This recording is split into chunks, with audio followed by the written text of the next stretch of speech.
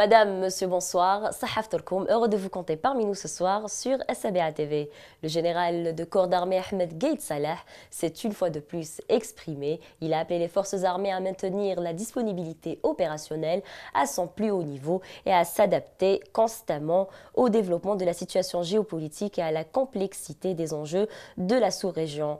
Gaïd Salah dira que la préservation de la sécurité de l'Algérie et la consolidation des fondements de sa défense nationale nécessitent de vous tenir en compte la nature des missions assignées au niveau de cette zone. Il conclura en saluant les efforts laborieux et persévérants et le rôle efficace de nos unités déployées le long de la bande frontalière et en territoire de la région dans la sécurisation du pays contre tous les fléaux, dangers et menaces. Le Premier ministre Nourdine Bedoui est arrivé ce jeudi à Jeddah pour prendre part aux travaux du sommet arabe extraordinaire de la 14e session du sommet de l'organisation de la coopération islamique à la Mecque. Le Premier ministre est accompagné du ministre des Affaires étrangères Sabri Boukadoum, toujours dans le même contexte. Des représentants du Qatar y ont également participé aujourd'hui. Ils prendront part au sommet de l'organisation de la coopération islamique à la Mecque. Il s'agit du premier contact de haut niveau entre les deux pays depuis 2 ans, indique un communiqué du ministère des Affaires étrangères à Doha. Pour rappel, l'Arabie Saoudite, les Émirats, le Bahreïn et l'Égypte ont rompu en juin 2017 leurs relations diplomatiques avec le Qatar. Ils accusent Doha de soutenir des groupes islamistes radicaux et lui reprochent de ne pas prendre assez de distance avec l'Iran. Toujours dans l'actualité nationale, aujourd'hui le patron du groupe Cevital Issa Derbrab a été de nouveau présenté devant le tribunal de Sidi Mohamed dans le cadre de la poursuite de l'enquête sur les faits qui lui sont reprochés. Issa Derbrab est poursuivi pour fausses déclarations relatives au transfert illicite des capitaux de et vers l'étranger, surfacturation d'équipements importés et d'importation de matériel d'occasion alors qu'il avait bénéficié d'avantages douaniers, fiscaux et bancaires. Le 23 avril dernier, il a été placé en détention provisoire à la prison d'El Harrach à Alger. Le report élaboré concernant la demande du ministère de la Justice, garde des Sceaux portant activation de la procédure de la levée d'immunité des sénateurs Jamel Ould Abbès et Saïd Barkat a été approuvé par la Commission des affaires juridiques administratives, des droits de l'homme, de l'organisation locale, de l'aménagement du territoire et du découpage territorial du Conseil de la Nation, qui a également décidé de le soumettre au bureau du Conseil. Le ministère de la Justice instruit ses services concernés d'ouvrir une enquête approfondie sur les circonstances du décès de Kamel Din Fakhar, militant des droits de l'homme. Le défunt est décédé mardi au CHU Franz Fanon de Blida après détérioration de son état de santé suite à une grève de la faim. Il avait été admis au pavillon carcéral de l'hôpital de Rdaya le 26 avril dernier avant d'être transféré dans la nuit de lundi à mardi vers le CHU de Blida.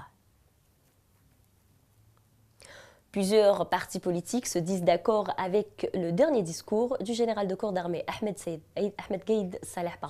Laetitia Kames vous en parle. Quelques heures après l'allocution du général de corps d'armée Ahmed Gaïd Salah, voilà que nombreux partis politiques et personnalités expriment leur entier soutien au général-major dans sa démarche. Pour sa part, le parti politique du MSP, présidé par Abdelrazak Makri, dit oui au dialogue. Il se dit prêt à faire aboutir tout dialogue sérieux, responsable et raisonnable. Pour ce qui est du TAJ d'Amar Roul et le MPA d'Amara Ben Younes, tous deux ont adopté des positions similaires. Le MPA, tout en réitérant son soutien à une solution politique, réaffirme son attachement à un processus constitutionnel. Le RND exprime sa conviction de la nécessité d'organiser des élections afin de sortir de cette situation pour entrer dans la phase de réforme radicale. Pour sa part, le FLN a réitéré son soutien total à la position nationaliste et souveraine de l'armée nationale populaire dans le traitement de la crise politique qui touche le pays. Selon un communiqué signé par Mohamed Djumiri, le FLN salue la sagesse, la vision, l'engagement et la cohérence de l'armée nationale populaire. Passons au sport à présent. Le sélectionneur national a enfin dévoilé la liste des 23 joueurs retenus pour la CAN 2019. Les détails dans cette feuille. Tant attendu, la liste des 23 joueurs retenus pour disputer la Coupe d'Afrique des Nations 2019 de football a été dévoilée aujourd'hui par le sélectionneur national Djamel Belmadi.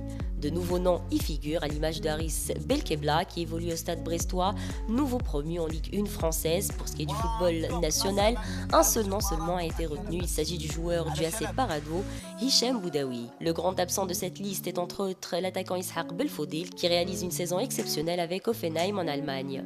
Un autre nom qui a été plusieurs fois cité, à savoir Andy Delors, attaquant du Montpellier, n'a pas été retenu.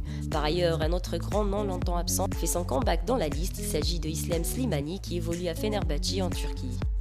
En prévision de la CAN 2019, la sélection algérienne disputera 2 matchs amicaux à Doha. Le premier aura lieu le 11 juin contre le Burundi et le second face au Mali le 16 du même mois. Une première dans le monde, un photographe mondialement connu a dédié un ouvrage aux animaux menacés d'extinction. Je vous propose de découvrir de quoi il s'agit. Tim Flash est le nom d'un célèbre photographe anglais qui s'est emparé de son appareil, pas pour faire des clichés de paysages ou de célébrités, mais tout simplement pour photographier des centaines d'animaux menacés de disparaître. Il ne s'agit pas de son premier travail. Tim Flash a déjà consacré un ouvrage intitulé More Than Human aux animaux méprisés par l'être humain. Mais cette fois-ci, il revient avec de magnifiques images qu'il nomme Endangered, dans lequel il met la lumière sur les animaux répertoriés sur la liste rouge de l'Union internationale pour la conservation de la nature et qui sont en voie d'extinction. Il s'agit d'un acte de bravoure car ce photographe mondialement connu veut transmettre un message à travers des clichés puissants pour dire qu'il n'est pas trop tard et que ces extraordinaires créatures peuvent être préservées. Il veut éveiller les consciences des gens et les inciter à changer leurs habitudes afin d'éviter ce désastre qui pourrait avoir un lourd impact par la suite. Bravo à Team Flash, il s'agit d'une excellente initiative de sa part, espérant que d'autres suivront.